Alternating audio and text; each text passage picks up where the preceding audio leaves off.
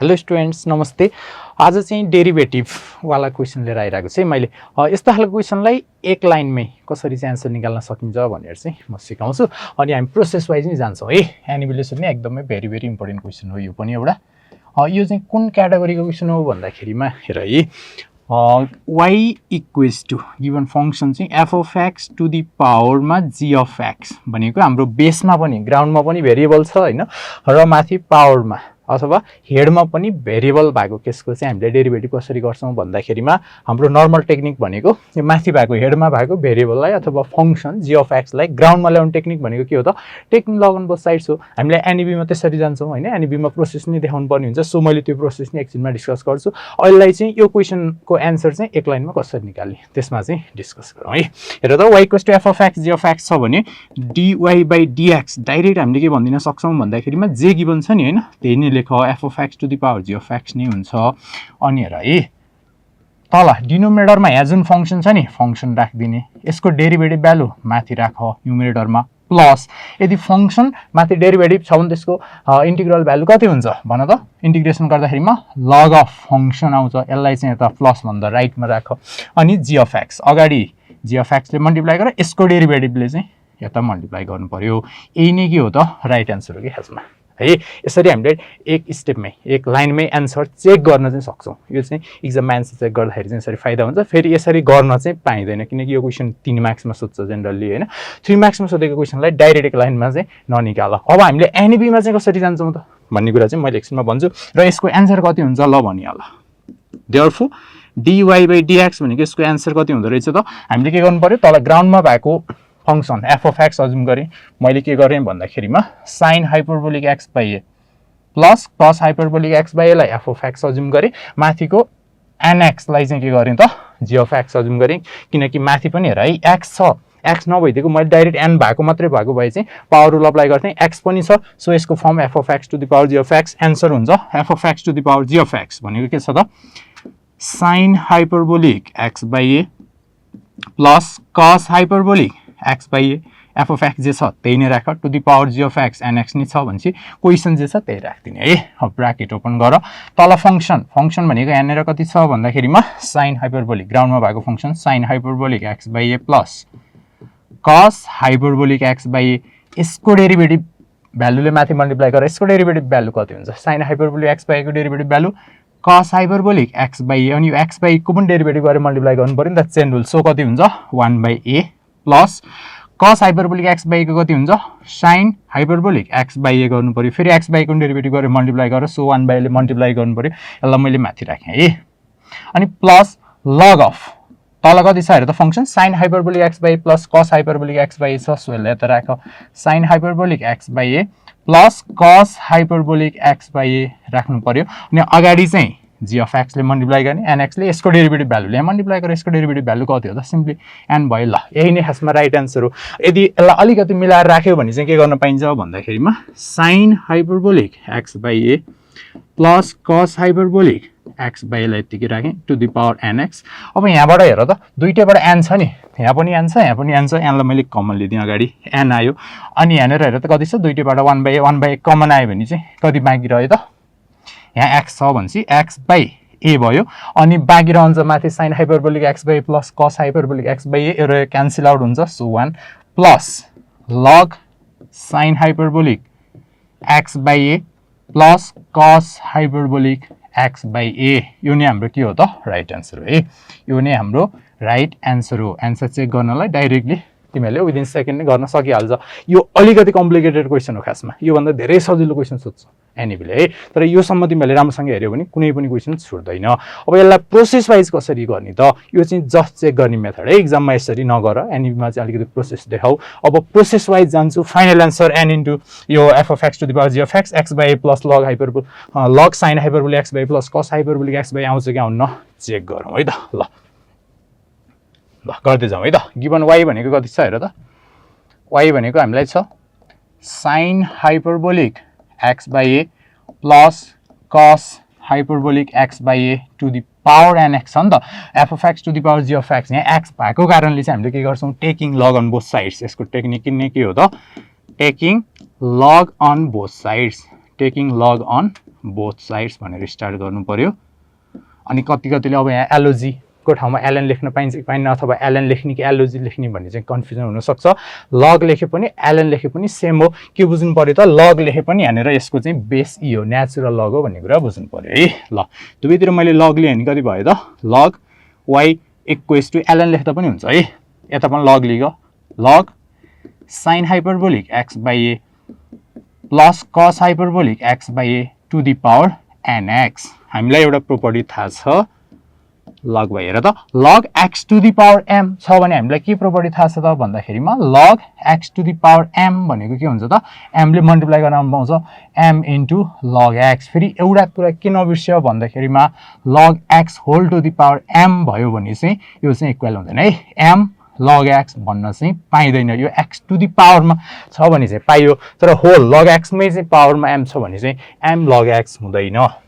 ल यहाँ के गर्नु पाइयो, N X into log sine hyperbolic X by A plus cos hyperbolic X by A. ठिक छ, एनएक्स भनेको वान फङ्सन, लग अनि पछाडिको पार्टले चाहिँ अर्को फङ्सन चाहिँ हामीलाई रिप्रेजेन्ट गरेर आएको छ। अब हामीलाई के गर्नु पर्यो त, डिवाई डिएक्स फाइन्ड आउट गर्नुपर्ने छ भने चाहिँ differentiating with respect to X on both sides, दुवैतिर एक्सको रेस्पेक्टमा डेरिभेटिभ गरिदेऊ। Derivative of log Y by dx equals to यता पनि के गर्नु पर्यो, derivative of N X into log sine hyperbolic X by A plus cos hyperbolic X by A. ठिक छ, विथ रेस्पेक्ट टु एक्स। ल लेफ्टतिर के गर्नु पर्यो, यहाँनिर लगरिथमिक फङ्सन छ भनेपछि माथि वाइ छ भने तल पनि वाइ हुनुपर्छ है फर्मुला अप्लाई गर्नलाई।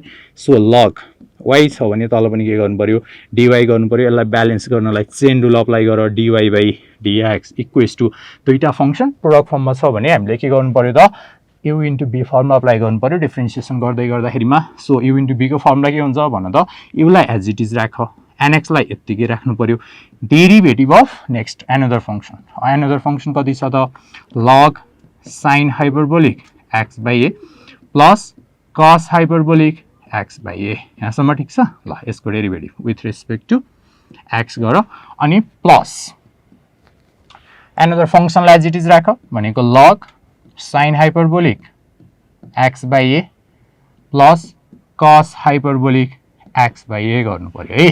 एउटालाई यत्तिकै राख अनि अगाडि भएको फङ्सन के गर्नु पर्यो, डेरिभेटिभ गर्नु पर्यो, derivative of N X with respect to X. हामीलाई के थाहा छ त भन्दाखेरिमा derivative of U into B product rule apply गर्दाखेरिमा युलाई यत्तिकै राख्ने, बीको डेरिभेटिभ गर्ने with respect to X plus बेला एज इट इज राख, युको डेरिभेटिभ गर विथ रेस्पेक्ट टु एक्स। यसलाई के भन्छ, प्रोडक्ट रुल अप्लाई गर्नुपर्ने हुन्छ है। ठिक छ। ल मैले प्रोडक्ट रुल पनि अप्लाई गरेँ। अब हेर त, लग वाइको derivative with respect to Y कति हुन्छ, 1 by Y into D Y by dx equals to एनएक्सलाई एज इट इज राखेँ। अब लग साइन हाइपरबोलिक है, लग पछाडि जे छ नि तल पनि हामीलाई त्यही हुनुपर्छ लगको फर्मुला अप्लाई गर्नलाई। So derivative of log sine hyperbolic X by A plus cos hyperbolic X by A छ भने तल पनि के बनाउनु पर्यो त, अगाडिको जस्तै है। यहाँ मैले डिवाइडले डिभाइड गरे जस्तै डी, यहाँ लगको पछाडि जे छ त्यही कपी पेस्ट गरिदेऊ, sine hyperbolic X by A plus cos hyperbolic X by A. ठिक छ। अब यहाँनिर यो आइसकेपछि यसलाई ब्यालेन्स गर्नुपर्छ, मल्टिप्लाई गरिदेऊ, यसलाई चेन रुल भन्छ। Derivative of sine hyperbolic X by A plus cos hyperbolic X by A. ठिक छ, बाई अब यहाँनिर डिएक्स गर्दा भयो, तर हेर त हाइपरबोलिक पछाडि एक्स बाई ए छ नि त होइन एङ्गल। ल यो एक्स बाई ए भएपछि तल पनि के चाहिन्छ त मलाई, डिएक्स बाई ए चाहियो कि into dx by A by dx. ठिक छ। अब बल्ल हामीले फर्मुला अप्लाई गर्न पाइन्छ नि त। सो प्लस अब पछाडि कति छ हेर त, पछाडि छ लग साइन हाइपरबोलिक, यसलाई चाहिँ एज इट इज राख्दा हुन्छ। यो पार्टलाई, यो पार्ट जे छ यसलाई चाहिँ हामीले के गर्छौँ यहाँनिर राख्छौँ। मैले यहाँ तल राखेँ है, log sine hyperbolic X by A plus cos hyperbolic X by as it is राख। अब derivative of N X with respect to X गर्नु पर्यो। एउटा कन्स्ट्यान्ट एउटा भेरिएबल छ भने कन्स्ट्यान्ट हामीले अलवेज बाहिर निकाल, इन्टु एन भयो, इन्टु डिएक्स बाई डिएक्स भनेको कति हुन्छ त, 1 हुन्छ। यहाँसम्म बुझिरहेको छ सबैजनाले। ल यहाँसम्म ठिक छ।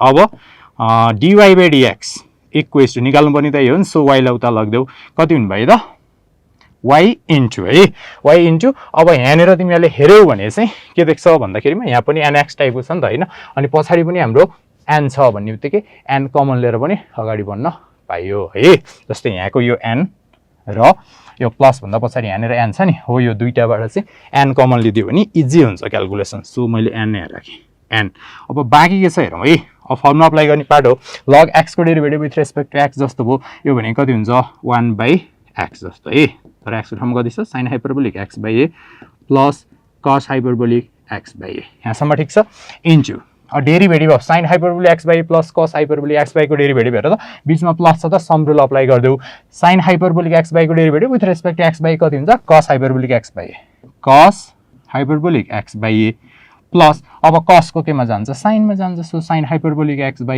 फेरि के गर्नु पर्यो x/a को डेरिभेटिभ x/a को derivative with respect to x भने कति हुन्छ 1/a हुन्छ है त 1/a हुन्छ इन्टु 1/a राख्दा भयो त कतै इन्टु 1/a भयो र यसको काम नि यहाँनिर सकियो अब के गर्छौँ हामीले पछाडिको पार्टलाई लेख्छौँ है पछाडिको पार्टमा प्लस अनि यो पार्टलाई एज इट इज राख log sin hyperbolic x/a plus cos hyperbolic x/a अब यो n आइसकेको छ अगाडि है n आइसकेको छ ल अब ब्र्याकेट क्लोज गरिदिँदा भयो यहाँसम्म ठिक छ अब यसो हेऱ्यौ भने हेर त cos hyperbolic x/a plus sin hyperbolic x/a तल पनि सेम छ नि त होइन यो र यो त के हो त सेम हो सेम र मैले के गरिदिएँ त क्यान्सल आउट गरिदिएँ भनेपछि अब जम्मा जम्मी मसँग बाँकी के छ हेरौँ है dy/dx भनेको हेर त dy/dx इक्वल्स टु y को भ्यालु चाहिँ रिप्लेस गरिदियो y भनेको कति छ गिभन फंक्सन हो नि त त्यो भनेको यसलाई ny नै गर्दा भयो n y भनेको sin hyperbolic x/a plus cos hyperbolic x/a to the पावरमा कति छ nx अलवेज के हुन्छ त गिभन फंक्सन नै हुन्छ y रिप्लेस गर्नु पनि हुन्छ अब भित्र कति बाँकी छ हेर त 1/a बाँकी छ नि त अनि यहाँनिर तिम्रो के पनि छ भन्दाखेरिमा x पनि छ नि त यो x मैले यहाँनिर राखिरहेको छु है x भनेपछि x/a भयो ठिक छ x/a भयो plus log sin hyperbolic x/a sin hyperbolic x/a plus cos hyperbolic x/a नै हाम्रो के भयो त राइट आन्सर भयो ठिक छ फाइनल आन्सर dy/dx भनेको चाहिँ यो x भएको कारणले x/a भयो प्लस पछाडिको पार्टलाई डाइरेक्ट कपी पेस्ट गरिदियो भइहाल्यो यो n चाहिँ दुईटैबाट कमन लिएको मात्रै है अनि यो y भनेको जे गिभन छ त्यही नै हुन्छ फाइनल आन्सर चाहिँ तिमीहरूको dy/dx इक्वल्स टु कति हुँदो रहेछ त n गिभन फंक्सन अनि bracket x/a plus log sin hyperbolic यही नै आएको थियो नि हाम्रो हैन है सर्टकट मेथडबाट गर्दा पनि यही नै आएको थियो अब झुकिन भएन है यो पार्टहरुमा यो मैले पछाडी एड गरेको पार्ट चाहिँ झुकिन भएन सेकेन्डलाई प्लस यो झुकिन भएन है यो पछाडीको चाहिँ यो पार्ट चाहिँ ल ठीक छ अलिकति लङ छ गर्दै जाँदाखेरिमा गोलमाल हुन सक्छ यसलाई चाहिँ राम्रोसँग ख्याल गरेर टाइम लिएर गर्यो भने त्यस्तो धेरै गाह्रो चाहिँ केही नै छैन अब एक्जाममा यस्तै खालको क्वेशनहरु आउँछ एक्जाममा तल जस्तै x to the power sin hyperbolic x/a आउला अथवा तल sin hyperbolic x to the power cos hyperbolic inverse x/3 टाइपको आउला भनेको f of x to the power g of x एकदम स्योर सर्ट क्वेशन एनबी को लागि है यही अप्रोचबाट जाऊ मज्जाले मिल्छ थ्यांक यू सो मच